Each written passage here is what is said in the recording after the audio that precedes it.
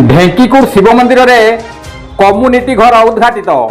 केन्दुझर जिला ढेंकीकुटर सर्वपुरातन शैवपीठ बाबा विश्वनाथ शिव मंदिर प्रांगण में आज कम्युनिटी सेंटर को सांसद पत्नी लवंगलता नायक उद्घाटन कर गृह प्रतिष्ठार सांसद प्रतिनिधि रामचंद्र साहू कर्ता भाव बसिया बेले पूजक अद्वैत शतपथी और वेणुधर दास पूजार्चना करते।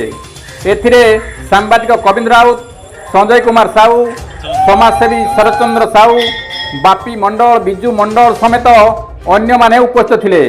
कविंद्र राउत का रिपोर्ट केडी नुगुड़िया।